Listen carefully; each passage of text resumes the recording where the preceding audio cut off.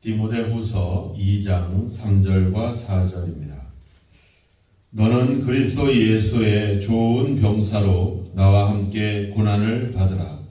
병사로 보고 복무하는 자는 자기 생활에 얽매이는 자가 하나도 없나니 이는 병사로 모집한 자를 기쁘게 하려 함이라.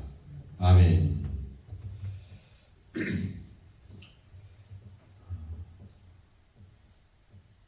사도는 우리를 그리스도의 일꾼들을 향해서 여러 가지 비유들을 합니다. 그래서 이 디모데후서에는 그런 비유들이 많이 등장을 하죠. 그래서 첫 번째는 그리스도 예수의 좋은 병사다 해서 병사, 예전 성경에는 군사라고 이렇게 해석이 되어 있죠. 그리고 또 5절에 보면 경기하는 자다. 또 6절에 보면 수고하는 농부다. 이런 비유들을 계속해서 사용하고 있습니다. 그리고 이제 뒤로 가보면 집에 그릇이 있는데 금 그릇도 있고 은 그릇도 있고 나무 그릇도 있다. 이런 비유들을 통해서 우리가 그리스도의 일꾼들이 어떤 삶을 또 어떤 역할들을 해야 되는 건지에 대한 그런 이야기들을 하고 있습니다. 그래서 그 첫 번째로는 우리는 그리스도 예수의 좋은 병사가 되어야 된다 이렇게 이야기를 하고 있죠. 그리스도 예수의 병사다. 그리고 좋은 병사다 이렇게 말하고 있어요. 좋다라고 하는 말은 이제 영어 성경으로는 good soldier라고 되어 있어요. 그러니까 좋은 군인. 근데 헬라어 표현을 보면 그 의미에는 이제 합당한 군인 이런 표현을 쓰고 있어요. 그러니까 예수님에게 합당한 어떤 병사가 되어야 된다 이렇게 말하고 있죠. 합당한 즉 정당한 일꾼이 되는 것, 정당한 군인이 되는 것이 너무나도 중요합니다. 최근에 이제 전 세계적으로 보면 도처에서 전쟁이 일어나고 있죠. 러시아가 우크라이나를 침략했고 지금은 이제 하마스가 이스라엘을 공격하고 이스라엘이 또 이제 하마스를 공격하고 또 그 헤즈볼라라고 하는 또 레바논 세력이 또 이스라엘을 공격해서 이제는 이스라엘이 팔레스타인과 레바논 두 나라와 싸워야 되는 이런 또 상황이 지금 전개되고 있는 것 같습니다. 전쟁에는 반드시 그 명분이 있어야 되죠. 그냥 침략하고 그런 것이 아니라 예전에 일본이 대한민국을 침략할 때도 결국은 어떻게 보면은 이제 이 해양 세력이었던 일본이 이제 이 대륙 세력으로 진입하기 위한 어떤 그런 돌파구로서 대한민국을 발판으로 삼으려는 그런 의도들이 있었죠. 우리가 하마스라고 하면 이제 이 이슬람의 무장 세력이죠. 이 무장 세력이 지금 이스라엘이 이제 사우디아라비아라든지 이런 이스라엘이 이슬람권 나라들과 계속적인 이제 수교를 하게 되죠. 계속해서 이제 말하면 서로 평화 조약들을 맺으면서 이제 이렇게 좀 친하게 지내려고 하는 이런 상황에서 이스라엘과 적대적인 관계에 있었던 팔레스타인과 그리고 또 이란이 점점 이제 고립이 되죠. 왜냐하면 같은 이슬람권이었는데 다른 나라는 자꾸 이스라엘과 미국과 친해지고 그러니까 자기들만 자꾸 고립이 되게 되죠.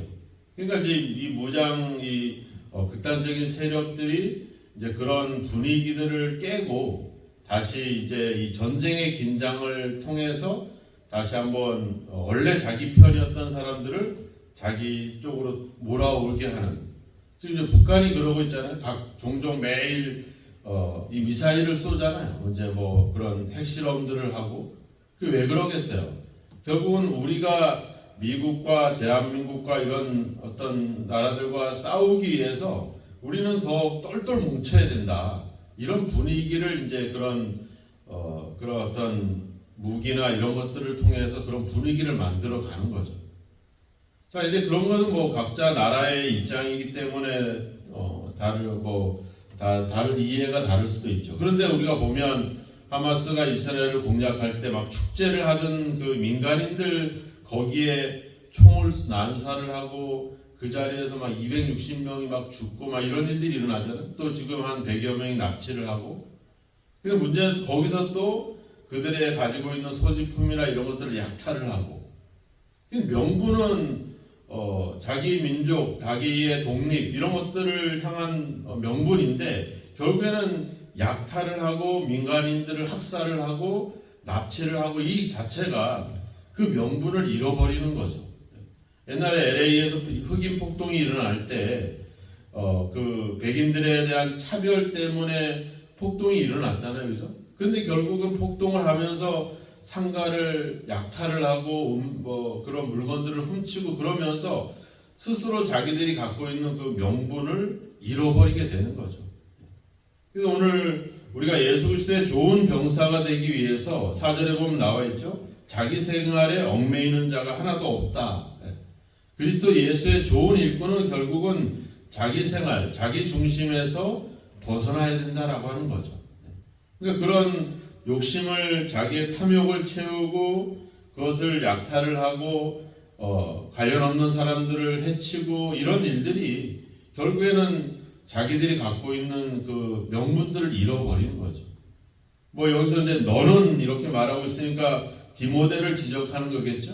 디모데는 이제 목회자니까 목회자가 하나님 말씀을 증거하고 또 교회를 운영하고 하면서 그런 어떤 정당한 역할들을 하면 되는데 거기에서 돈을 탐닉한 거나 아니면은 뭐 요즘 뭐 성적인 문제들이 많이 일어나잖아요. 그런 문제들을 일으키거나 그렇게 하면 어떻게 돼요? 그 원래 그리스도의 일꾼으로서 목회자로서의 어떤 명분을 잃어버리게 되는 거죠. 그 자체가 모든 것을 다 헛되게 만들어 버린다라고 하는 겁니다. 우리가 내 욕심과 내 탐욕을 위해서 나아갈 때 결국 우리가 예수의 군인 그 병사로서 하나님께 부름받은 병사로서의 모든 것을 다 잃어버리게 되는 거죠. 그러니까 우리는 어떻게 보면은 더 긴장 속에 있어야 되지 않겠나. 우리가 예수님의 병사로 군인으로 부름받은 사실에 대해서 그것을 내 욕심과 내 중심의 삶을 살아가게 되면 그것은 모든 것을 잃어버릴 수 있는. 그래서 자기 생활에 얽매이지 말고 뭐예요? 병사로 모집한 자를 기쁘게 해야 된다 이렇게 말하고 있죠. 우리를 복음의 일꾼으로 불러주신 복음의 병사로 불러주신 예수님을 기쁘게 하는 삶. 그러니까 그분이 우리 삶의 명분이 되어야 된다라고 하는 겁니다. 그분이 사라지고 내 자신이 또 내 욕심이 앞서게 되면 우리는 정당하게 인정받지 못하는 삶이 된다는 거죠. 그리스도 예수의 좋은 일꾼은 뭐예요? 고난을 받는다 이렇게 말하고 있죠. 3절에 보면 앞서 바울이 1장 8절에서도 복음과 함께 고난을 받으라 이렇게 말을 하고 있었어요. 그죠? 고난을 받아야 된다. 우리가 군인이 전쟁터에 나가면서 무슨 뭐 온몸에 뭐 화려하게 장식을 한다거나 아름다운 옷을 입거나 그러지 않잖아요. 군인이 전쟁에 나가면서 뭐 아주 푹신푹신한 침대에서 잠을 자거나 뭐 샤워를 한다거나 이런 일이 없어요. 그 삶 자체가 고난인 것이죠. 훈련도 고난이고 전쟁 자체도 고난이라고 하는 겁니다. 이게 군인이라고 한다고 하면 전쟁을 잘못 치르게 되면 생명을 잃어버립니다. 근데 내 생명뿐만 아니라 내가 지켜야 되는 내 또 다른 가족과 국민들의 생명까지도 위협이 되는 거예요. 그러니까 그 자체가 얼마나 고통스럽겠습니까? 나 자신과 또 내가 지켜야 될 사람들을 위해서 내가 싸워야 된다라고 하는 것. 그 싸우기 위해서 그냥 가만히 있다가 싸우는 게 아니라 끊임없는 연습과 훈련들을 가지고 경계를 가지고 정신을 차려서 경계를 하면서 이런 상태를 유지해 간다는 자체가 얼마나 고통스러운 상황이 되냐 하는 것이죠. 그러니까 군인이라고 하는 자체가 이미 고난의 어떤 부름을 받고 있는 것이죠. 그런데 그것을 내가 원치 않는다. 고난받지 않기를 원하고 그럼 요즘 우리가 군대가 뭐 좀 더 자유로워지긴 했지만 예전에 비해서는 많이 군기라든지 이런 질서들이 많이 무너지고 있죠. 마치 어린이집에서 선생님들이 아이들을 위해서 알림장을 쓰듯이 요즘은 맨날 상사들이 병사들의 알림장을 쓴대잖아요. 맨날 기록을 하고 그것을 또 부모들에게 보내주기도 하고, 요즘 6시가 지나면 다 핸드폰 바꿔서 핸드폰으로 막 자기가 할 일 하고, 좀 더 자유로운 거 같지만 결국에는 어떻게 보면 자기 생활을 하고 자기가 누려야 될 권리를 누리는 그런 시대가 지금 되면서 과연 전쟁이 일어났을 때 제대로 된 전투를 할 수 있을까, 이런 우려들도 많이 일어나고 있는 상황입니다.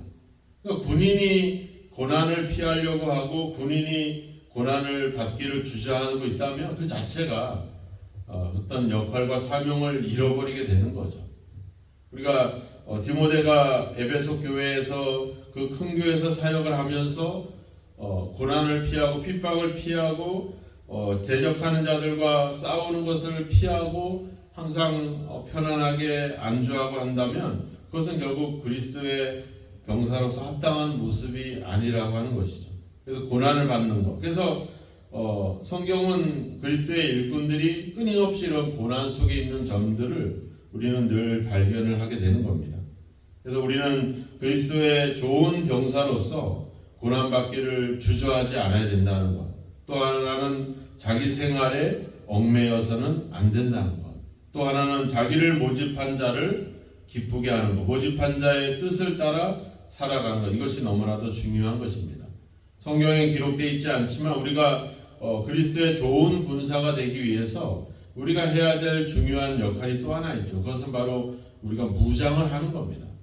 영적인 싸움, 앞서 우리가 디모데전서에서도 이야기했죠. 디모데전서 6장 12절에 믿음의 선한 싸움을 싸워라. 그리고 이 명령을 지켜라. 그러니까 우리는 이런 영적인 싸움 속에 있기 때문에 영적인 무기를 지녀야 되겠죠. 그 영적인 무기가 뭐겠습니까? 바로 하나님의 말씀이죠. 에베소에서 이야기했잖아요. 하나님의 말씀으로 전신갑주를 우리가 무장해야 된다는 것. 하나님의 말씀으로 우리가 무장을 할 때 제대로 된 싸움을 할 수가 있다는 것입니다. 또한 아까도 이야기했지만 우리가 정확하게 내가 왜 싸우는지를 알아야 된다는 겁니다.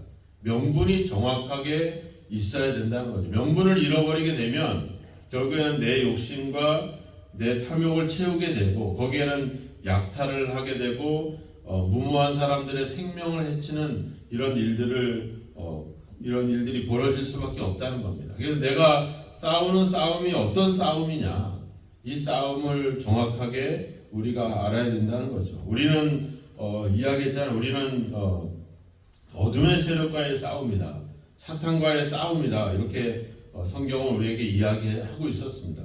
그래서 우리는 그런 영적인 하나님의 말씀으로 우리가 무장을 할 때 우리는 능히 그 싸움을 이길 수 있다라고 하는 겁니다. 중요한 것은 예수님께서 나를 병사로 모집했다라고 하는 겁니다. 사람이 나를 세우거나 사람이 나를 부른 것이 아니라 바로 그래서 앞서 1장 1절에서 바울이 얘기했잖아요. 생명의 약속대로 그리스도 예수의 사도가 되었다. 그러니까 우리를 모집할 때 그냥 와서 생고생해라 이렇게 하지 않잖아요. 우리에게 분명한 구원과 영원한 생명과 또 하나님이 주시는 하늘의 복을 우리에게 약속을 주셨어요. 약속을 가지고 우리에게 부르다는 겁니다. 우리가 병역의 의무를 수행할 때 가면은 어떻게 옷도 다 주고 생활할 수 있는 모든 것들을 다 제공하잖아요. 그리고 또 요즘은 월급도 많이 받습니다. 이제 벌써 100만 원 받는데 150만 원 준다라고 하고 얼마나 좋아요. 그러니까 불러서 그냥 고생시키고 고난받게 하는 게 아니라 모든 걸 책임져 주는 겁니다. 우리의 모든 것을. 그리고 만약에 거기서 생명을 잃거나 순직하게 되면 또 국가에서 보상을 해주잖아요. 그러니까 하나님 우리를 모집할 때 그냥 와서 그냥 무조건 우리를 노예처럼 부르기 위한 목적이 아니라 약속을 가지고 그 약속을 통해서 우리와 함께, 그리고 예수님이 우리를 불렀는데 자기는 가만히 앉아 있는 게 아니잖아요. 전략을 세우고 또 우리를 배치를 하고 역할을 주고 하면서 같이 그 싸움 속에 있는 겁니다. 그러니까 주님이 우리를 불러서 이런 영적인 싸움에서 우리로 하여금 승리할 수 있도록 우리를 이끌고 있는 거죠. 그래서 우리는 우리를 모집하신 그 예수님께 그분의 뜻에 합당한 어떤 그런 역할들을, 임무들을 수행할 때 우리는 예수님의 합당한 좋은 병사로 쓰임을 받을 수 있다라고 하는 것이죠. 오늘 우리가 어떤 부름을 받고 있는가? 우리가 예수 그리스도의 좋은 병사로 부름받고 있다는, 복음의 일꾼으로 부름받고 있다는 사실, 그리고 그것은 결국 그렇게 수월하고 원만한 그런 삶이 아니라 바로 고난의 삶이라는 사실을 우리는 기억을 해야 될 것이고, 그 고난을 겪을 때, 고난을 거칠 때 우리에게는 승리의 영광을 우리가 안을 수 있다는 사실, 그리고 또 그 좋은 병사가 되기 위해서 우리는 우리 생활에 또 자기 중심의 삶을 내려놓고 우리를 부르신 그 그리스도를 중심으로, 하나님의 약속과 하나님의 뜻을 중심으로 우리가 살아갈 때 거기에 합당한 우리는 군인으로서의, 병사로서의 사명을 감당할 수 있다는 점, 그래서 우리를 부르신, 또 우리를 병사로 세우신 그분을 기쁘게 하는 것이, 그분의 뜻에, 그분의 명령에 우리가